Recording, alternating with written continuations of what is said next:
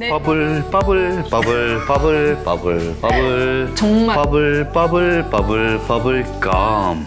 네. 오늘 회차는 진짜 뉴진스가 쏘아올린 작은 공. 작은 공 아니죠? 엄청 큰 큰 공. 공이야 지금. 그래, 큰 공으로 바꾸자. 공이 진짜. 너무 커졌어 지금. 이제 진짜 K 아이돌 산업 너무너무 이제 뭐 글로벌하게 통용되는 뭐 한국이 자랑하는 콘텐츠가 됐다라고 생각을 했는데 이게 뭐 까도 이렇게 후질 수가 없네? 지난 몇 주 동안 보면서 공감하는 지점도 많고 이 정도로 열악했나? 그리고 이 정도로 바닥이었나? 이 정도로 산업화가 되지 않았나? 여러 가지 생각을 하게 된 것 같습니다. 그러면서 엔터테인먼트 산업이라는 게 지금 어느 정도인가 이런 것들을 꾸준히 영화도 따라왔죠. 이면을 그려왔죠. 굉장히 많이 그려왔고 영화 관련해서는 영화사 100년이 넘는 그 시기 동안 착취가 동시에 진행되고 있다고 해도 과언이 아닐 정도로 이 사람과 사람이 부딪히는 그 이야기들을 오늘 좀 해보려고 합니다. 네. 엔터 산업의 이면을 그린 영화들을 꼽아왔습니다. 자, 제가 오늘 이렇게 뭘 입고 왔습니까? 이게 사실 이제 뉴진스 첫 앨범 나왔을 때 공식 머천다이즈로 잠시 나왔던 거고, 이제 뭐 현백에서 이제 팝업 스토어도 하고 했는데 당연히 그때 못 샀죠. 살 수가 없었어. 왜냐면 그 이미 다 솔드아웃이 됐더라고. 못 구하다가 2년 만에 제가 구했습니다, 이거를. 팬심이 돌아선 분이 당근에서 판매를 한 건가 번개 장터라는 데서 구했는데 진짜 웃긴 게 뭐냐면 나랑 나이가 비슷한 남자인가 봐. 그래갖고 심지어 나한테 팔아놓고 저한테 지금 연락이 엄청 많이 오고 있는데요. 이거 그냥 가격 한 2배로 올리셔서 대파셔도 괜찮을 것 같습니다. 이렇게 온 거야 내가. 그래갖고 아 저는 이거 뉴진스 팬이기 때문에 소장하려고 샀습니다. 그랬더니 갑자기 아 저도 이번 앨범 6종 세트 다 샀습니다. 화이팅 이러는 거야. 저 이게 무슨 색깔입니까 이게? 파란색. 블루. 퍼펙트한 블루죠. 그래서 오늘 제가 가지고 온 영화가 1997년작 퍼펙트 블루입니다. 처음 들어봐. 처음 들어봐? 81분이라는 게 너무 좋다. 어마어마한 영화고요. 제가 제일 좋아하는 일본 애니메이션 감독을 한 명만 꼽으라면 살아있는 사람 중에서는 역시 미야자키 하야오라고 할 수밖에 없지만 만약에 이 양반이 살아있었다면 지속적으로 영화를 지금까지 계속 만들었다면 저는 아마 미야자키 하야오가 아니라 이 사람 이름을 말했을 거예요. 곤 사토시입니다. 곤 사토시. 아쉽게도 경력의 절정, 재능의 절정에 있을 때 돌아가시는 바람에 더 이상 우리가 이제 곤 사토시 영화를 보지 못하게 됐는데 파프리카랑 천년 여우라는 영화가 되게 유명합니다. 이 천년 여우는 왓챠에만 있어요. 그래서 보실 수 있습니다. 저는 진짜 꼭 보시라고 항상 권해드리는데 곤 사토시 작품의 특징이 뭐냐면 현실과 초현실주의적인 주제를 팍 이렇게 부딪히게 만들어가지고 범위로 내면서 그 안에서 굉장히 초현실주의적인 이미지와 이야기의 흐름의 방식을 택해서 보는 사람에게 와, 이 영화의 주인공들이 지금 엄청나게 화려한 비주얼로 겪고 있는 이 모든 신경증적인 상태 같은 것들이 스펙타클처럼 나한테 받아들여지니까 정말 곤사토시 영화를 볼 때마다 굉장하다. 이 사람은 일본 애니메이션 업계에서 일하는 많은 감독들이 사실은 자기 특징이 없는 사람들이 꽤 많은데 이 사람은 정말 작가다라는 생각을 가진 몇 안 되는 이제 감독 중에 한 명이었습니다. 그래서 돌아가신 게 전 너무 슬퍼요. 자, 이게 어떤 이야기인지 이제 제가 좀 말씀을 드리자면 이게 굉장히 우리가 알고 있는 아이돌 산업에 대한 이야기입니다. 이 주인공인 미마가 후쿠오카 출신으로 아이돌을 했는데 그냥 지방 아이돌이었어요. 그러니까는 일본 AKB에는 이제 뭐 후쿠오카별 이 그룹들이 다 있잖아요. 그래서 이제 그런 그룹이었는데 인기가 그렇게 많은 멤버는 아니었습니다. 근데 이제 아이돌을 어느 정도 하고 나면 이제 좀 성숙하니까 아이돌 그만두고 이제 배우로 가던가 아니면 좀 더 작품성이 있는 음악을 발표하는 아티스트로 가던가 이렇게 둘 중 하나 선택을 해야 되잖아. 배우를 선택을 합니다. 근데 이제 매니저가 얘를 성공을 어쨌든 시켜야 되잖아. 굉장히 섹시한 이미지로 이 아이돌 주인공인 미마를 바꾸려고 합니다. 그래서 연기를 하자 그러니까 하는 건데 너무 내가 할 수 있는 각본이 아닌 거야. 강간 장면도 있고 성폭행 장면도 있고 심지어 그런 장면을 그러니까 배우한테 제대로 얘기를 하지도 않고 심지어 그 장면의 스틸을 갖다가 기사로 뿌리면서 그 안에서 이제 그녀는 나름 연기를 굉장히 잘하고 싶어 해요. 근데 끊임없이 그녀를 위협하던 그런 사람들이 한 명씩 죽어나가기 시작하면서 실제로 그 영화 세트를 둘러싼 핵심 멤버들이 한 명씩 살해되기 시작합니다. 나 이거 봤다. 그런데 이 미마는 지금 정신이 제정신이 아닌 거예요. 그래서 이 곤사토시가 보여주는 그 미마의 마음속으로는 내가 살인을 한 걸 수도 있겠다. 근데 그 사이에 정말 그 아이돌 출신의 그냥 정말 소녀가 버텨야 내야 하는 그 현장 엔터테인먼트 업계 현장에서 끊임없이 이미지적으로든 실질적으로는 착취를 당하면서 그 안에서 정말 정신적 분열 상태로까지 이제 막 몰아쳐서 들어가 버리는 그 정말 어떤 산업의 이면을 정말로 기가 막히게 드라마틱한 방식으로 그리고 심리학적인 방식으로 곤사토시가 화면을 펼쳐냅니다. 그래서 이게 제가 요즘 사태를 보면서 수많은 이야기들이 오가고 있는데 기획자와 제작자들과 그 돈을 가지고 있는 CEO들만 말이 많고요. 실질적으로 그들이 쌓고 있는 그 판의 가장 중심은 누굽니까? 뉴진스죠. 뉴진스라는 그룹 아닙니까? 10대 소녀들로 이루어진 그룹이잖아요. 그들을 지금 도대체 누가 프로텍트하고 있는 것인가? 언론으로는 서로 이용해 먹기만 하려고 하고 있고 그렇죠. 사실은 이 그룹이 5명의 아이들이 어떤 성격을 가지고 그들이 어떤 미래를 펼쳐갈 수 있을지 생각 전혀 없어요 지금. 그런데 거기서 제일 큰 문제가 뭐냐면 여기서 이 아이들의 이 목소리를 듣고 싶어도요 다 차단이 됩니다. 그러니까요. 특성상. 그런 부분에 있어서 정말 너무 저는 아이돌 산업을 좋아하고 아이돌 팬을 자처하고 있는 사람으로서 너무 절망스럽고 실망스럽고 그래서 이 퍼펙트 블루라는 영화가 저는 정말 순식간에 그냥 떠올랐어요. 아, 전에요? 네. 네, 2008년 영화입니다. 캐딜락 레코드. 네. 기본적으로 실화를 바탕으로 한 영화고요. 1940년대, 50년대 체스 레코드라는 곳이 있었어요. 레너드 체스라는 분이 설립한 그 당시에 가장 잘 나갔던 인디 레이블이죠. 이 레이블이 어디에 기여를 했냐면은요. 되게 단순하게 설명드리면 이제 흑인의 블루스가 있고 그게 남부 지역이었다가 1차 세계대전 때 흑인들이 북부로 대거 이동을 하게 됩니다. 여러 가지 이유가 있어요. 그러면서 북부로 이동하게 된 곳이 이제 시카고입니다. 시카고에 있었던 레이블이거든요. 체스 레코드가. 그러면서 이제 블루스가 시카고 블루스가 되고 이 시카고 블루스가 리듬앤 블루스예요. 한마디로 남부에서는 어쿠스틱이었고 시카고에서는 전기였어, 일렉트릭. 그런 것들을 이제 이 영화가 초반에 잘 보여주는데 여기서 중요한 건 뭐냐면은 이제 레너드 체스라는 이제 체스 레코드의 이제 사장과 거기에 이제 소속 가수였던 머디 워터스, 뭐 하울링 울프 같은 인물들이 다 나오죠. 그런데 이 산업이 결국에는 어떻게 되냐면은요, 이게 락앤롤로 발전을 하거든요. 리듬앤블루스가 락앤롤로 발전하는데 여기에 이면이 뭐냐면 우리가 페이올라라는 게 있어요. 페이올라. 페이올라가 뭐의 합성어냐면은 페이는 지불하다. 그리고 올라는요, 빅트롤라라고 그 당시에 빅터사에서 만든 가장 잘 나가는, 가장 많이 팔린 축음기 있어요, 축음기. 이 두 개를 합친 용어예요. 이게 뭐냐면 DJ들한테 뇌물 주고 음악 틀어달라고 하는 거예요. People buy Muddy's record, I gotta make more.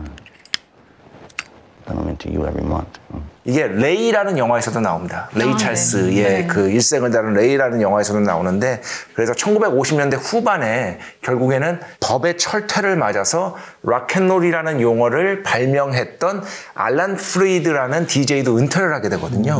굉장한 그때 당시 산업의 이면이라고 볼 수가 있겠고요. 그렇다면 되게 흥미로운 게 1959년에 법의 철퇴를 맞았잖아요. 그럼 페이올라가 그 뒤에 사라졌느냐? 그대로 있지 뭐. 그대로 있습니다. 뭐냐면 예를 들어서 대표적으로 마이클 잭슨의 스릴러 앨범 있잖아요. 인류 역사상 뭐 1억 장을 넘겼다 하는 앨범. 그 앨범도 페이올라를 썼습니다. 그것도 전국 단위의 페이올라를 썼습니다. 곡당 10만 부씩 줬어요. 지금은 없느냐? 2020년인가 2019년에 롤링스톤에서 쓴 기사가 있는데 페이올라로 의심되는 가수 리스트가 공개됐어요. 여기 뭐 숀 멘데스도 있어요. 심지어. 이야 진짜. 네, 굉장히 우리가 알고 있는 모든 이름들이 거기에 다 있어요. 그런데 이 페이올라가 증명하기가 너무 어려운 거야.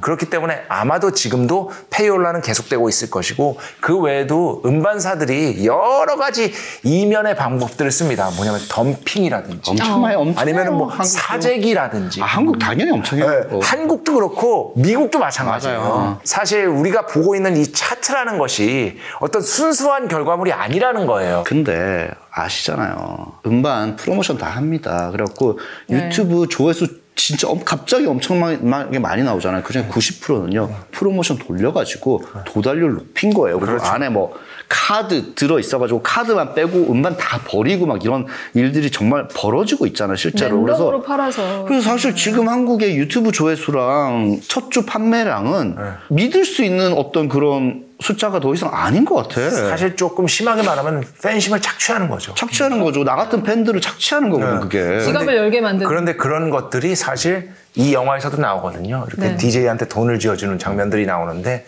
굉장히 오랜 역사를 갖고 있다. 그 이면이라는 것이 그렇다면은 법의 철퇴를 맞고 사라졌느냐? 아니다. 지금도 살아있고 계속해서 형태를 달리하고 다양화해서 존재하고 있기 때문에 제일 중요한 거 말씀드리는 거는요. 우리가 보통 뭐 차트하면 객관 이런 걸 떠올리는데 절대 아니다. 절대 아니다라는 거를 꼭 말씀드리고 싶었어요. 근데 이 영화에 단점이 있었어. 비욘세가 에타 제임스를 연기를 했지. 예. 마지막에 잠깐 카메오처럼 나오죠. 잠깐 나오는데 I heard on her finger he placed a ring. 에타 제임스보다 너무 예뻐도 지나치게 이쁘잖아. 비욘세는 그 말이 안 되는 캐스팅이에요. 그렇게까지 이쁜 사람이 아니었단 말이야. 그런데 비욘세가 나온 또 다른 영화 있잖아요. 사실 드림걸스로 비욘세가 영화계에서도 스타가 된 건데 드림걸스도 사실 모타운 레코드라는 1960년대 최고의 흑인 레이블의 이면을 다룬 영화라고 볼 수가 있죠. 어두운 어떤 그 탐욕적인 이면 같은 것들을 다룬 영화라고 볼 수 있죠. 음악 평론가의 면모를 보여주는 추천이었습니다. 그러네. 네. 이것도 지금 네, 진짜 이 작품 보면서 많은 생각을 했는데, 네, 뭡니까? 제가 소개해드리는 영화는 루퍼트 골드 감독이 연출한 주디. 주디입니다. 주디 하면은 뭐 여러 가지 생각, 애니메이션도 있어요, 동명에. 그렇지만 이거는 여기 주디 하면 경상도 사람들은 입을 주디라고 그러거든. 부르거든. 이걸 주디. 쓰고 그러면은 니 주디 왜 이래 이렇게. 주디 얘기한단 봐라, 말이야. 이거 뭐 그치. 주디 봐라. 톡 튀어나온 거 봐라. 이렇게. 이거 굉장히 좀 약간 씁쓸한 영화인데 이렇게 코믹으로 풀어가기 있게 없게. 주디 갈란드 너무 잘 아시죠? Somewhere over the rainbow. 한 소절 더 부르시죠. 가사가 기억이 안 나요. 그 주디 갈란드의 대표곡인 그 Somewhere Over the Rainbow가 나왔던 오즈의 마법사의 주인공이었고 그 어린 아이가 자라서 어떤 파국을 맞게 되는지 그 어린 시절의 명성이 이 사람의 영혼을 어떻게 갉아먹었는지를 보여주는 굉장히 정기적인 영화라고 할 수 있고 이 영화에서는 그 마지막 장면에 이 노래를 부르는데 거기서 정말 많은 것들이 생각이 나면서 눈물이 흐릅니다. 그래서 이 주디 갈란드를 르네 제리거가 연기를 했어요. 근데 우리가 알고 있는 르네 제리거의 모습과 완벽하게 다른, 어떻게 보면 주디 갈란드가 영혼이 들어간 것 같은 그런 연기를 하면서 아카데미에서 또 수상을 하기도 했던 그런 이제 그 작품이기도 합니다. 제가 이 영화를 좀 가지고 온 이유는 이 엔터테인먼트 산업 안으로 들어간 아이들이 어떤 방식으로 착취당하는지를 이 영화가 굉장히 플래시백과 지금의 현재로 오가면서 완벽하게 보여주고 있다라는 거. 그 당시에 이제 그 할리우드 같은 경우는 이제 그 거대 스튜디오들이 있었잖아요. 근데 이제 이 작품도 MGM에서 만들었고, 사실은 이제 그 스튜디오들이 이제 세트를 하나 지어냈고, 소위 말해서 뽕을 뽑는 거죠. 굉장히 많이 돌려요. 빠르게 많이 찍어서 이제 그 양산하는 그런 시스템인데, 그러자면은 이제 배우들도 굉장히 이제 혹독하게 노동을 해야 되는 상황인 거예요. 인권이나 이런 것들이 제대로 정립이 되어 있지 않기 때문에 교육을 받고 이런 것들을 해야 되는데 그걸 원천 차단하는 거예요. 그래서 잠을 못 자게 하려고 수면제를 먹여요. 그래서 막 노동을 각성제예요. 수면제를 먹으면 자는 거 아니야? 잠을 못 자게 하면 수면제를 너무너무 자고 싶다라는 얘기를 해도 그거를 들어주지 않는 건 거예요. 그러니까 약물 중독이 이미 어린 시절부터 돼버리는 거야. 그리고 간 수치가 완전히 떨어지게 되거든. 이게 뭐냐면 너무 혹사했고 너무 약물을 많이 먹어가지고 이게 손을 쓸 수 없는 상황이 된 거야. 되게 자기 이야기하는 것 같다. 이렇게 간이 되게 손상되게 되거든. 이게 알잖아. 겪어보셨어요? 어제도 뻗었거든요. 그러니까 주디 갈란드 진짜 심각했죠. 그러니까 뒤에 밝혀진 내용들을 보면 어머니가 이 주디 갈란드를 이렇게 스튜디오에 그 성상납을 했다는 것도 밝혀지기도 했고, 그리고 제가 또 충격을 받았던 건 그 오즈의 마법사 찍을 때 같이 오즈로 떠나는 그 세 친구 있잖아요. 네. 양철 인간하고 허수아비랑 사자, 이 세 아저씨가 엄청 괴롭혔대요. 너무너무 괴롭혔대요. 네.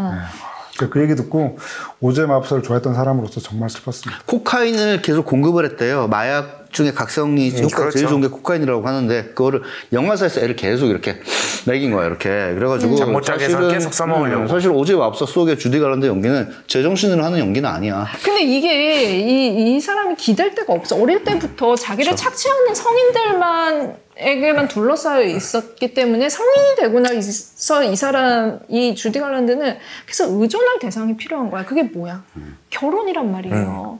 남자를 만나서 여기서 국면을 타개할 수 있을 거라는 생각을 하고 4번, 5번 결혼을 합니다. 근데 이게 제대로 될 리가 없지. 잘 맞춰서 게이랑 결혼해. 근데 주디 갈란드의 딸도 나중에 또 게이랑 결혼하고 약간 이 집안이 약간 이게 앤드리스 정말 슬퍼. 어린 시절에 성공했던 배우들이 이후에 약물 중독으로 굉장히 그 고통을 겪고 있는 사례들을 너무 많이 알고 있잖아요. 그렇죠. 그 중에 한 명이라고 할 수 있고 결국은 그 여러 가지 건강상의 문제로 오래 못 살았어요. 오래 못 빨리 살았어요. 죽었지. 50이 되기 전에 그 타계를 했습니다. 이런 부분들에 대해서 조금 더 생각을 해봐야 되지 않을까? 예전이랑 크게 달라지지 않았다라는 걸. 다음 영화. 마지막. 저는 또 홍콩 영화를 가져왔습니다. 아, 눈물이 날 것 같아. 네, 안타깝지만 홍콩에도 계저씨가 있습니다.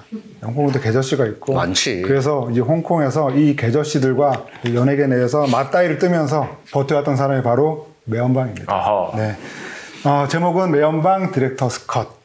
2021년 그때 이제 부산국제영화제 폐막작으로 선정이 됐던 작품인데 정말 홍콩을 대표하는 그야말로 레전드 중의 레전드죠. 그 매연방의 일대기를 그리고 있는 작품인데요. 아, 매연방 씨를 누군가 연기하는 거군요. 그렇죠. 네. 왕단리라고 하는 배우가 이제 매연방을 연기하고 있는데요. 사실 그 당시에 그 남자 가수 같은 경우는 한국의 뭐 남진 나훈아처럼 알람탐 장국영의 어떤 경쟁 구도 이런 게 있었다면 여성 가수는 그냥 압도적으로 그 매연방밖에 없었어요. 독보적이에요. 그러니까 무조건 상을 타면 매연방이 타다 보니까 나중에는 또 어느 순간 매연방은 저는 더 이상 상을 받지 않겠다.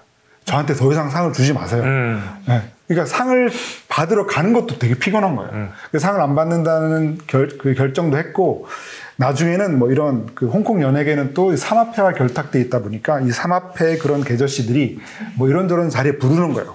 그래서 안 갔다는 이유로 공개적으로 이제 클럽에서 뭐 뺨을 맞기도 하고 뭐 그런 일들도 있었고요. 자기 소속사 배우가 아닌 사람하고 같이 연기를 하기 힘들거든요. 그런데 이제 연지구라고 하는 영화를 찍을 때 그 장국영하고 같이 연기하고 싶다. 근데 장국영은 다른 소속사 사람이거든요. 근데 그것도 홍콩의 이제 계저씨들과 싸우면서 장국영을 자기 상대역으로 데려올 수 있게 했던 사람도 이제 매연방이기도 했었거든요. 근데 장국영이 사실 매연방보다 7살 많아요. 7살 많은데 매연방이 워낙 일찍부터 연예계 생활을 하다 보니까 사실 장국영은 언제나 이 매연방을 누나처럼 따르기도 하고 자기 어떤 가수 선배로서 생각하기도 했었죠. 그리고 결과적으로는 이 매연방이 2003년에 장국영이 세상을 떠난 그 해에 자기 역시도 자궁경부암으로 사망을 하게 되는데요. 어쨌건 그 당시에 사실 이제 한국과 비교해보면 그 일본과 홍콩의 이 연예계 산업은 어마어마하게 번성하고 컸잖아요.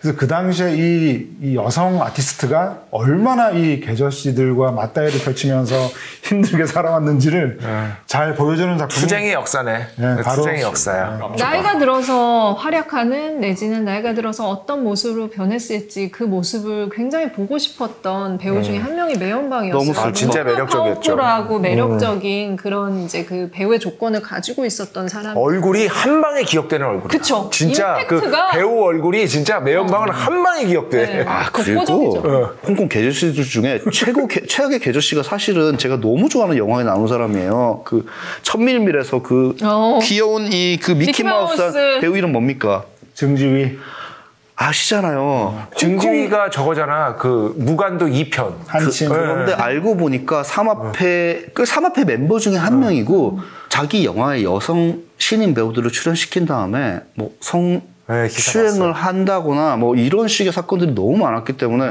저는 지금도 이제 그 사건을 알게 된 이후로는 그 천밀밀의 그 사랑스러운 장면을 사랑스럽게 볼 수가 없게 됐어 이상. 그래서 나는 무간도 2편에서 아 진짜 연기 잘했잖아 거기서. 아 진짜 씨. 오늘 진짜 욕으로 끝나는 거 같아요. 그러네요. 욕으로 시작했어요. 욕으로 끝나네 진짜. 이들 작품을 좀 보시면서 더 많은 또 생각을 하게 되고 앞으로 또 어떻게 이걸 그러니까요. 바람직하게 가져가느냐가 중요하잖아요. 지금 뭐 우리가 이 뉴진스 상황을 이렇게 계속 돌아보는 것도 그냥 지금부터 잘 했으면 하는 마음도 큰 것 같아요. 맞습니다. 네. 구독 좋아요. 댓글 알림 설정. 해주세요.